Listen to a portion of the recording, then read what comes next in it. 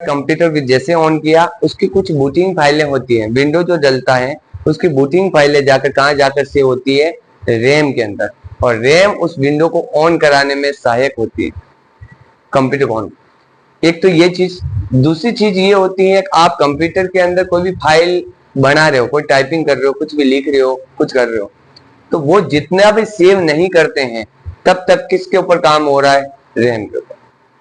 या आप कोई वीडियो देख रहे हो, कोई ऐप चला रहे हो, वो सब यूजेज कौन करती है, रैम।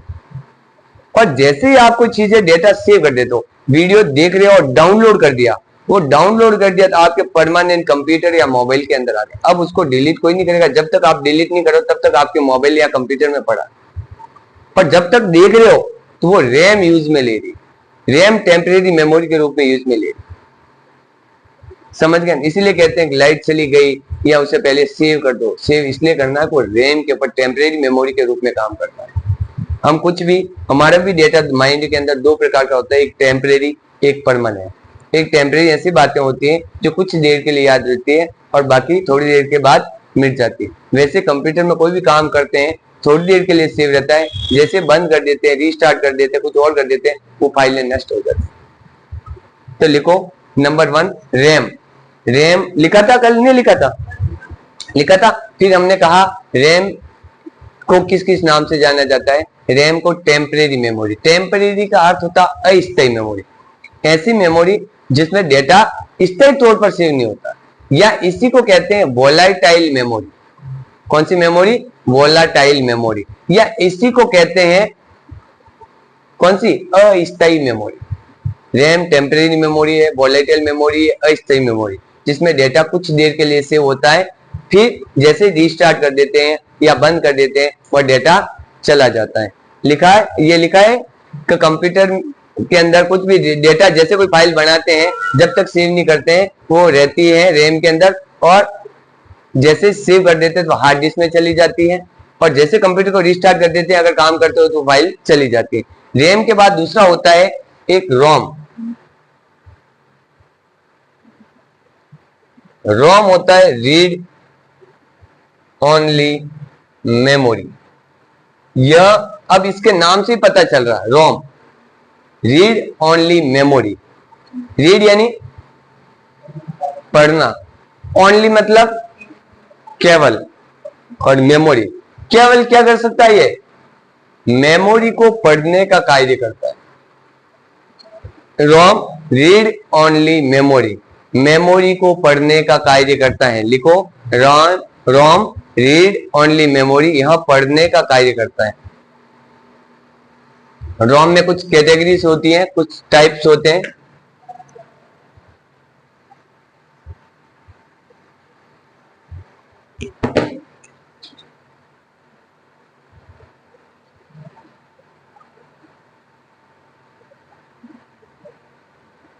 रोम निम्न प्रकार के, एक तो होता है पी रोम, दूसरा होता है ईपी रोम, तीसरा होता है ईपी रोम। इसकी होती है प्रोग्रामेबल रीड ओनली मेमोरी। यह प्रोग्राम को क्या कर सकता है, यह साथ में लिख रहा हूं, यह प्रोग्राम को पढ़ सकता है।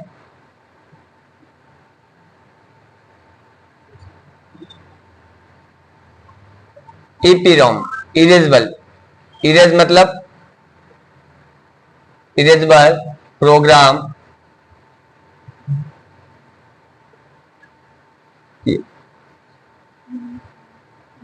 Read only memory.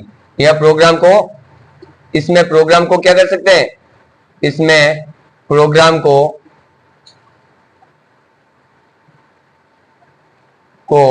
मिटाया जा सकता है।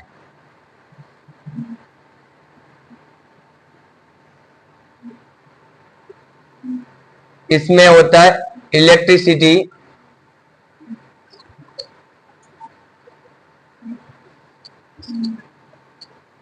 इलेक्ट्रिसिटी इरेजेबल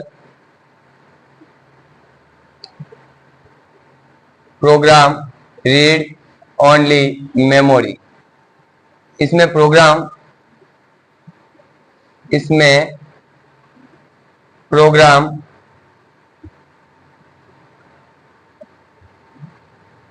पराबैंगनी किरणों से मिटाया जा सकता है। पराबैंगनी किरणों के द्वारा मिटाया जा सकता है। इसमें प्रोग्राम पराबैंगनी किरणें या इलेक्ट्रिसिटी किरणें से मिटाया जा सकता है। रोम 3 प्रकार के होते हैं, P ROM, E P ROM, E E P ROM. P ROM का अर्थ होता है प्रोग्रामेबल रीड ओनली मेमोरी। फिर E P ROM erasable program read only memory, या प्रोग्राम को क्या कर सकता है, इरेज यानी मिटाया जा सकता है। और ईईपी रोम के अंदर ये electricity erasable program read only memory electricity के द्वारा या पराबैंगनी किरणों के द्वारा मिटाया जा सकता है। वहां पे इनका क्या आएगा, तो कौन सा रोम है, निम्न में से कौन सा रोम पराबैंगनी किरणों के द्वारा मिटाया जा सकता है, ईईपी रोम। या किस प्रकार के रोम में पढ़ा जा सकता है, तो पी रोम के अंदर यह प्रोग्राम को पढ़ने का कार्य करता है, या प्रोग्राम में पढ़ा जा सकता है केवल।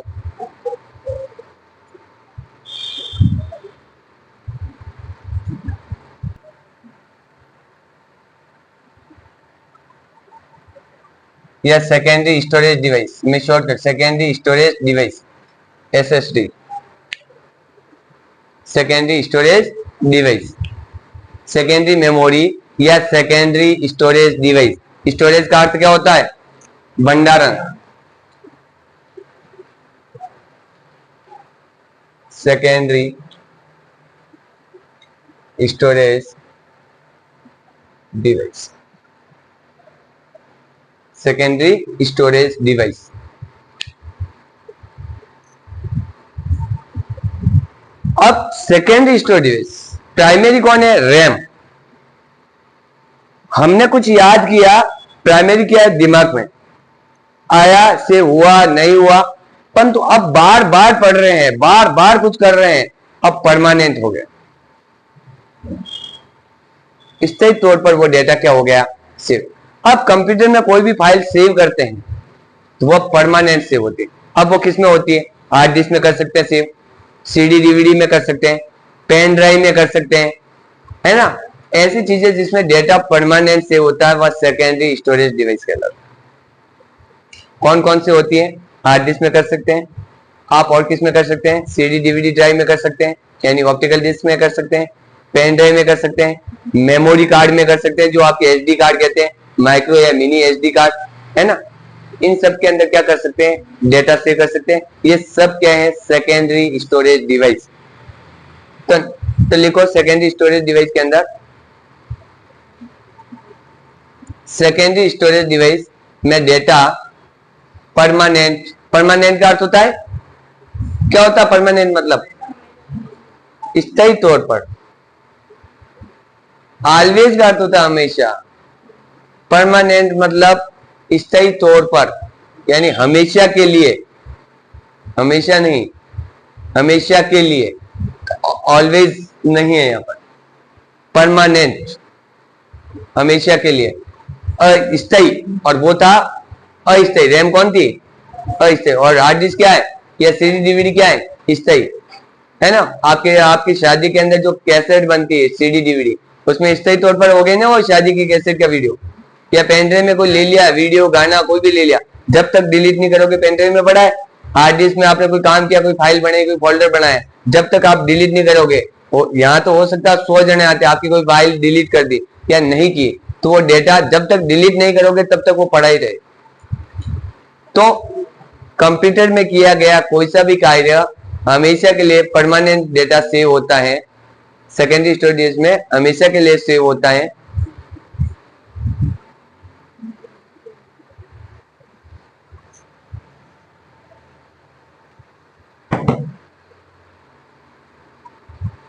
कीबोर्ड से टाइप किया गया डेटा, कीबोर्ड से टाइप किया गया डेटा,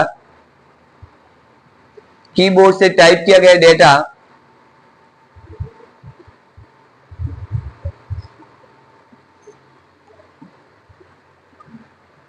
0 एवं 1 बाइनरी डिजिट में जाता है। बाइनरी डिजिट कीबोर्ड से टाइप किया गया डेटा 0 एवं 1 बाइनरी डिजिट में जाता है। 0 और 1 मतलब आप ये समझ लो, हम कंप्यूटर से कुछ भी लिख रहे हैं, जीटी कंप्यूटर या कुछ भी लिख रहे हैं, तो वो 0 0 या 1 1 या 0 0 या 1 0 या 0 1 कैसे भी जा सकता किसी फॉर्मेट में, वो जाकर उसमें जाकर सेव होता है, न कि आप कुछ लिख रहे हो जैसे जा रहा है। वो 0 1 0 1 0 1 जैसे जैसे आप मैटर लिखते जाते हो तो आप बाइनरी डिजिट में जाता है, तो वो क्या बन जाती है 4 बिट बराबर क्या हो जाता 1 निबल। 1 निबल बराबर, हाँ 4 बिट कर दो, 4 बिट बराबर 1 निबल। ये क्या हो जाता है बाइनरी डिजिट के अंदर जाता है, तो 0 1 0 1 जैसे ज्यादा मैटर होता है वो 4 बिट बन जाती है, और 4 बिट को कहते हैं 1 निबल। फिर हो जाता 8 बिट, 8 बिट बराबर 1 बाइट, 1024 बाइट बराबर 1 केबी, किलोबाइट, किलोबाइट। 1024 केबी बराबर 1 एमबी, मेगाबाइट। 1024 एमबी बराबर 1 जीबी, गीगाबाइट। 1024 जीबी बराबर 1 टीबी, टेराबाइट। 1024 जीबी बराबर 1 टीबी। 1024 टीबी बराबर, शायद तक आपकी बुक्स में, पिछली वाली बुक में यहां तक ही था, परंतु मैं आपको दोनों बता देता हूं, हो सकता है नए वाले सिलेबस में आपके अपडेट हुआ हो। तो 1024 टीबी बराबर 1 पीबी, पेटाबाइट।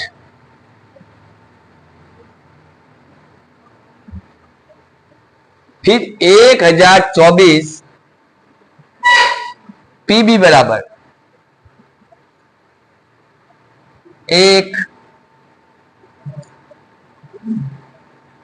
EB, exabyte.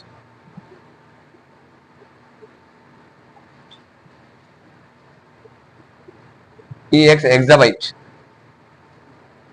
और 1000 यहां लिख लेता हूं, इसके बाद 1024 ईबी बराबर ये हो जाएगा आपका 1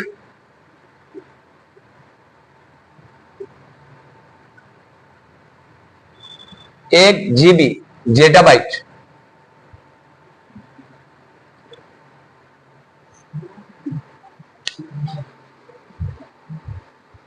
हालांकि इसके बाद और होता है, एक और लिख लेता हूं, चलो लिख लो, खत्म ही कर लो। 1024 जेड बी बराबर 1 होता है वाई बी, योटाबाइट।